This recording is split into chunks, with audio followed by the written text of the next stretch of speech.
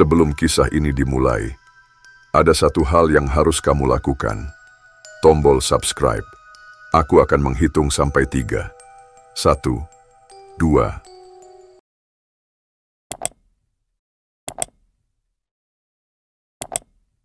Bagus. Dengan bantuanmu, kita akan mencapai 2 juta subscriber. Sekarang, kita mulai.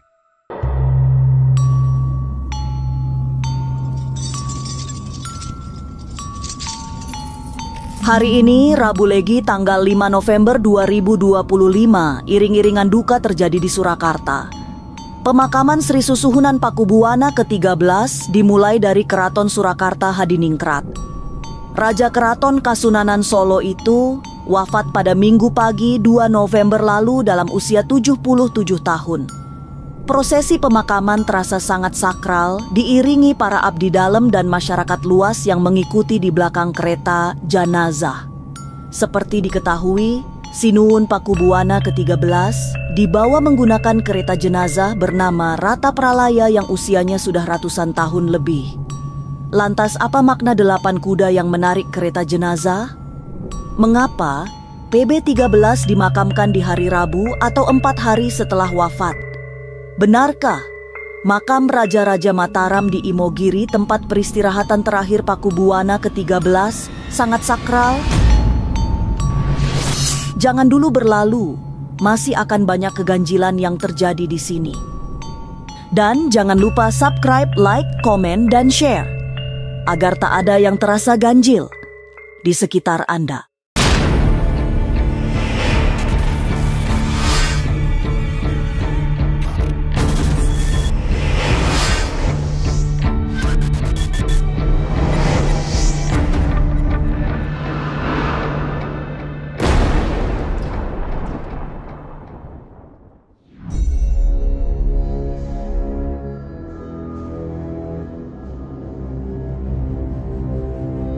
Dalam suasana duka, iring-iringan jenazah Sri Susuhunan Pakubuwana ke-13 memanjang di sepanjang jalan-jalan utama kota Solo. Wafat pada 2 November lalu, Pakubuwana 13 dimakamkan hari ini, Rabu Legi tanggal 5 November 2025. Raja Keraton Surakarta itu dimakamkan 4 hari setelah wafat, karena banyak adat keraton yang dilakukan dalam prosesi pemakaman seorang raja. Lebih dari itu, dalam kepercayaan Jawa, hari Selasa sering dihindari untuk upacara pengebumian jenazah, apalagi kemarin adalah Selasa Kliwon yang keramat. Dan suasana duka terus terjadi di Keraton Surakarta sejak Minggu hingga pagi ini. Kemarin Sri Sultan Hamengkubuwono X yang merupakan Raja Yogyakarta juga terlihat datang bertakziah ke Keraton Solo.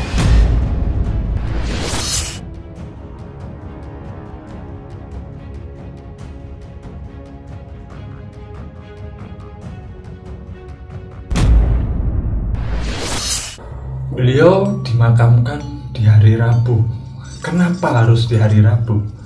Karena menurut tradisi, menurut orang Jawa, hari dimana Selasa Kliwon itu kurang bagus ya, kurang pas. Digambarkan lagi dengan hari Rabu Legi, itu berarti menggambarkan pasaran manis, agar beliau juga di alam sana diberikan ketentraman, kenyamanan. Ketika beliau sudah melepaskan semuanya, disitulah dia kembali ke Ramatullah dengan kedamaian.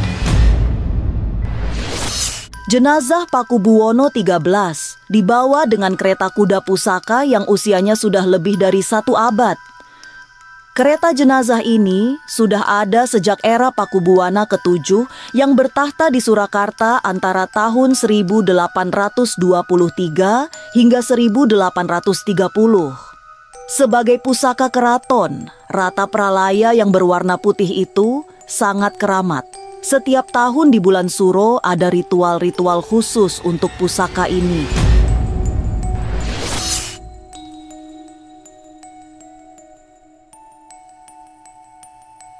Untuk pemakaman beliau sendiri dikabarkan Kanjeng Sinuwun Pakubono yang ke-13 akan dibawa oleh kereta kencana dan ditarik oleh 8 kuda. Di sini memiliki filosofi suatu penghormatan terakhir yang melambangkan kuda itu lambang suatu kesucian, lambang suatu perdamaian. Di situ juga melambangkan bahwasanya kuda itu tidak bisa berjalan cepat. Tidak seperti hanya kendaraan, tidak seperti hanya mobil, atau bisa kita sebut juga dengan ambulans. Memang tidak sembarangan kereta jenazah yang membawa Sinuhun Pakubuwana 13 bukan hanya tua, keramat dan sangat langka, tapi sekaligus penuh makna. Kereta jenazah ini akan ditarik oleh 8 kuda sehingga memberi kesan sangat megah. Di belakang kereta jenazah ada 2 kereta kuda lain yang mengiringinya. Secara filosofi, 8 kuda yang menarik Rata Pralaya juga sangat mendalam. Dalam tradisi Jawa, 8 melambangkan keseimbangan 8 arah angin yang sering dihubungkan dengan konsep manunggaling kawula lan Gusti.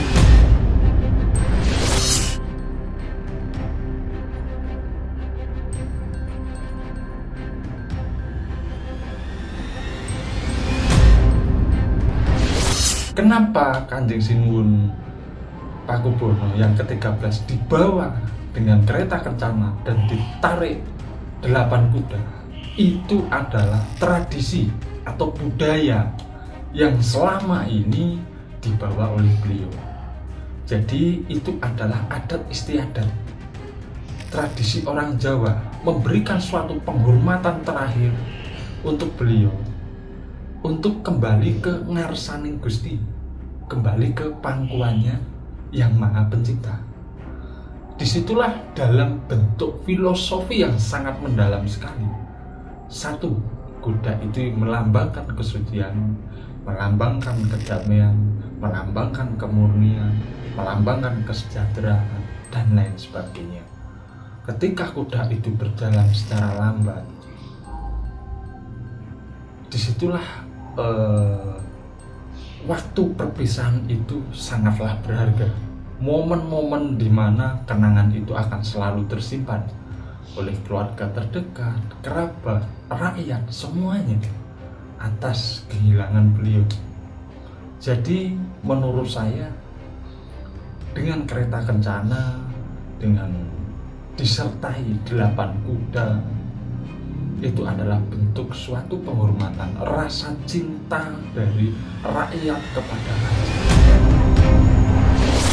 8 kuda yang menarik kereta jenazah Pakubuwana 13 memberi perlambang bahwa perjalanan Sinuhun Pakubuwana ke alam keabadian telah mencapai keseimbangan dan kesempurnaan hidup untuk kemudian kembali dan meninggal dengan Yang Maha Kuasa. Kereta keramat yang disebut Kanjeng Kiai Rata Pralaya memang sangat dihormati.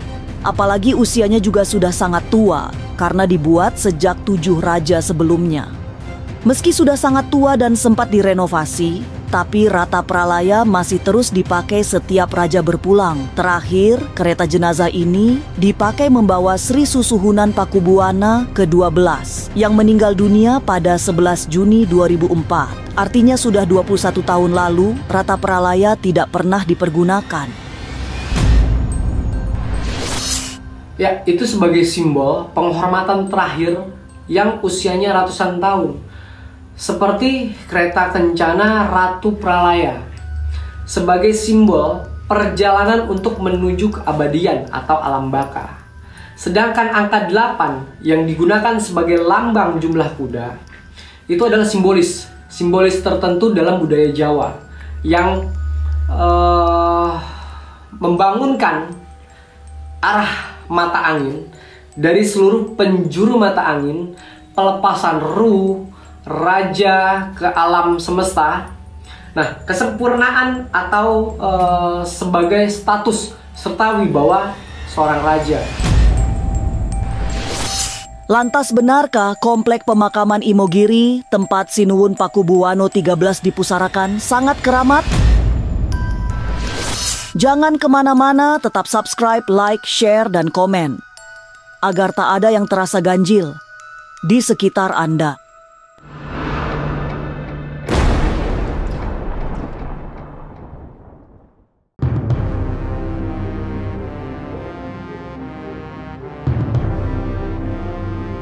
Prosesi pemakaman Sri Susuhunan Pakubuwana ke-13 bukan hanya diiringi duka tapi juga kesakralan yang terasa agung. Iring-iringan kereta jenazah diberangkatkan dari Keraton Surakarta melewati jalan-jalan utama, kemudian akan transit di Loji Gandrung, rumah dinas Wali Kota Surakarta. Dari Loji Gandrung, jenazah akan dipindahkan ke ambulan menuju pemakaman Imogiri di Yogyakarta. Sebagai Raja Surakarta yang merupakan bagian dari Kerajaan Mataram Islam, Pakubuwana 13 memang dimakamkan di Imogiri seperti para pendahulunya. Pemakaman khusus para raja itu sangat keramat dan dihormati masyarakat. Banyak peziarah yang datang, tidak hanya orang biasa tapi juga para pejabat negara.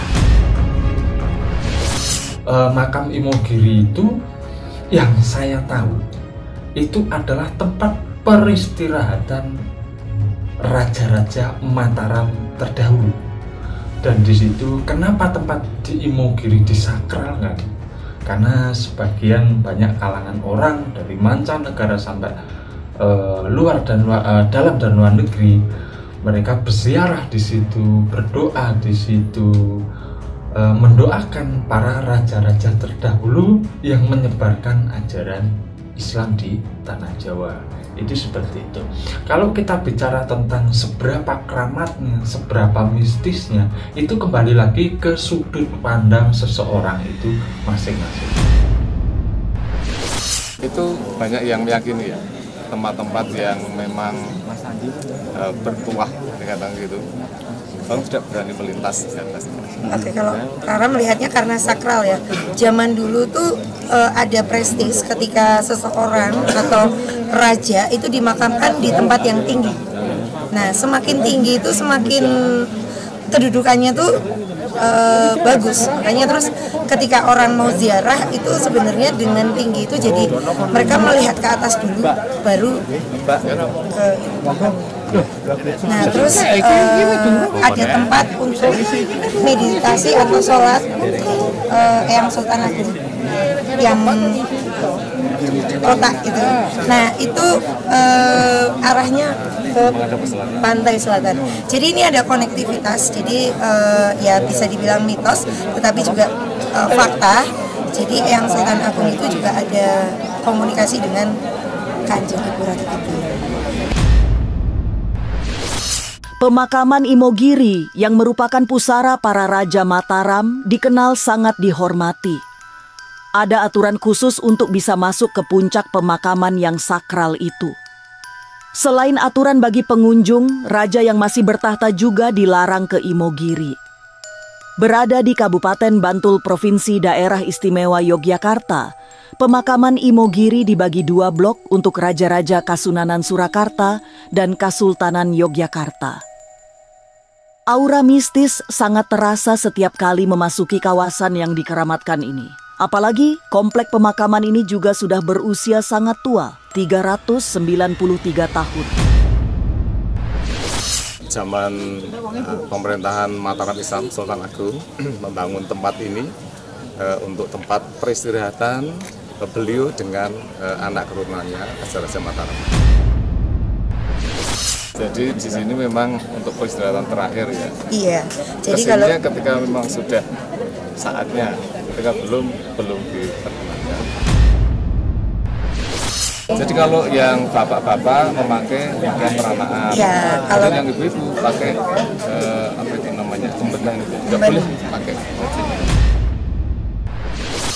Sebagai pemakaman khusus Raja-Raja Mataram, Imogiri memang seperti dinaungi aura metafisika yang sangat kuat. Banyak simbol dan pertanda yang ada di sana, termasuk jumlah anak tangga menuju puncak yang berjumlah 409. Konon setiap orang akan selalu beda menghitung jumlah setiap anak tangga. Dan yang membuat merinding, di salah satu anak tangga ditanam kepala Tumenggung Endranata. Letaknya di bawah sebuah gerbang menuju puncak makam Imogiri. Kalau ke sini itu diperhatikan ya, jumlah tangganya itu kalau di bawah itu 409, terus pas naik itu ada 99 tangga, ada tangga yang beda. Ditanam kepala dari salah satu Punggowo yang pengkhianat Mataram. Kepala ditanam, berarti itu adalah sebenarnya makam pengkhianat. Kekeramatan komplek pemakaman Raja-Raja Mataram di Imogiri memang sudah sangat terkenal. Tidak sembarangan orang bisa masuk, terutama di pusara utama milik Sultan Agung. Banyak simbol, pertanda, dan filosofi yang mendalam di tempat ini. Mulai dari anak tangga yang jumlahnya lebih dari 400 buah, hingga setiap sudut yang aromanya sangat mistis. Bagi kalangan spiritualis, pemakaman Imogiri juga menjadi tempat bertirakat yang sangat keramat. Keramatnya karena tempat peristirahatan raja. Makam Imogiri adalah tempat peristirahatan terakhir bagi raja-raja Kesultanan Yogyakarta dan Kesultanan Surakarta, termasuk Sultan Agung yang dimakamkan di lokasi paling tinggi di komplek tersebut. Nah, anak tangga yang memiliki sekitar 401 sampai 410 anak tangga ini unik karena sebagai memiliki filosofi Jawa yang melambangkan sebuah perjalanan spiritual dan kesabaran. Bahkan upacara tradisional pada hari-hari tertentu itu sering dilakukan. Misalnya Jumat Kliwon di bulan Suro, terus diadakan upacara atau ritual tradisional. Nah, salah satunya ritual nguras enceh atau pembersihan gentong air. Nah, keunikan dari arsitektur dan sejarah itu ya karena ada ritual ziarah. Selain untuk wisata sejarah, makam ini juga menjadi tujuan ziarah penting bagi masyarakat yang ingin mendekatkan diri dengan leluhur tentunya. Pemakaman Raja-Raja Mataram di Imogiri, Yogyakarta memang dikenal sangat keramat. Disinilah hampir semua Raja Surakarta dan Yogyakarta dimakamkan. Tapi benarkah sebelum Sri Susuhunan Pakubuwana wafat banyak pertanda alam yang mengiringinya?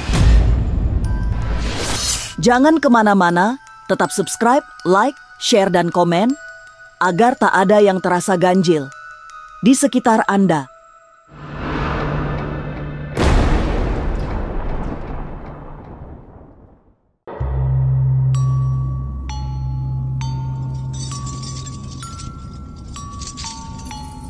Wafat pada Minggu pagi 2 November 2025, Sri Susuhunan Pakubuwana ke-13 dikebumikan 4 hari setelah disemayamkan di keraton. Meski meninggal dunia di usia senja 77 tahun, banyak pertanda alam yang terjadi sebelum sang raja berpulang. Sejumlah sinyal gaib muncul di kota Surakarta, termasuk hujan angin di malam sebelum Sinuwun Pakubuwana 13 menghembuskan nafas terakhir. Pertanda lain juga terjadi di sejumlah tempat, termasuk robohnya pohon tua di Pesanggrahan Langenharjo yang merupakan tempat tetirah para Raja Surakarta. Sebelum kepergian beliau ini banyak sekali kejadian-kejadian alam. Hujan yang disertai angin, disertai petir, disertai halilintar dan gluduk dan lain sebagainya. Di situ memberikan suatu pertanda alam bahwasanya beliau itu sangatlah dekat dengan alam semesta itu sendiri. Dan kejadian-kejadian itu muncul dari pohon yang ada di Pasar Klewer, pohon beringin yang sudah berumuran ratusan tahun. Itu akhirnya tumbang dengan sendirinya dan diberikan pertanda alam juga. Selama beberapa hari ini bergejolak itu bermunculan seperti angin besar, hujan di setiap sore hari, dan hujan terus-terusan. Seakan hujan itu membawa suatu pesan tersendiri, akan isyarat-isyarat alam merasa kehilangan sesosok beliau ini sebagai seorang pemimpin yang bijaksana, seorang pemimpin yang dermawan, seorang pemimpin yang mengerti akan keinginan rakyatnya sampai di akhir tutup usia dari beliau itu sendiri. Wafatnya seorang raja memang selalu ditandai dengan banyak peristiwa alam. Biasanya salah satu pohon keramat yang ada di lingkungan keraton. Pertanda alam yang menjadi sinyal kepergian seorang tokoh besar memang bukan hal asing, apalagi bagi seorang raja besar. Dalam pandangan spiritual, alam seperti memberi sinyal kesedihan karena berpulangnya seorang yang sangat dicintai rakyatnya. Kesedihan yang bahkan alam semesta rasakan ditandai dengan angin kencang, hujan lebat, atau pohon keramat yang tumbang. Jadi sebuah fenomena alam biasanya terjadi ya karena iklim ya. Kalau adanya pohon tumbang ya bisa jadi karena bentuk sebuah erosi. Namun untuk masyarakat Jawa khususnya Solo itu diyakini sebagai sasmita atau tanda alam oleh keluarga dan masyarakat Keraton Surakarta. Nah, yang tumbang pada saat itu kalau tidak salah pohon jambu mete. Jaraknya sekitar 10 km dari Keraton Surakarta ke Sukoharjo. Nah, ini dipercaya dianggap sebagai peristiwa spiritual menjelang adanya peristiwa besar. Bisa jadi itu adalah sebuah pertanda untuk keyakinan masyarakat Solo. Karena ini melingkupi sebuah peristiwa besar, bisa dianggap karena dipercaya setiap ada peristiwa besar akan ada tanda alam di sekitar keraton. Nah, sehingga membuat sugesti tersendiri di lingkungan masyarakat Solo. Pesanggrahan sakral karena pada masa kerajaan pesanggrahan ini digunakan untuk tempat peristirahatan raja dan keluarga raja. Nah, taman-taman kerajaan yang bisa dianggap memiliki nilai sakral atau penting secara historis. Nah, biasanya tidak semua pesanggrahan itu sakral, tapi untuk kalangan Solo biasanya di pesanggrahan Langenharjo segala hal terkait alam itu memberikan semacam perlambang atau sinyal. Betul atau tidaknya sebuah kebenaran tersebut tergantung keyakinan masing-masing yang melihat tanda-tanda alam di sekitar tempat tersebut. Sinyal yang sangat nyata terjadi semalaman sebelum Sri Susuhunan Pakubuwono 13 wafat. Sebab malam itu kota Surakarta diguyur hujan sangat lebat. Di saat hujan sedang ditumpahkan dari langit, ternyata Sinuwun juga sedang dalam kondisi tidak baik di sebuah rumah sakit di kota Solo. Tidak ada yang menyangka, hujan angin malam itu ternyata pertanda kesedihan karena pagi harinya tersiar kabar penguasa Keraton Kasunanan Surakarta berpulang. Sebelum terjadinya wafat Raja PB,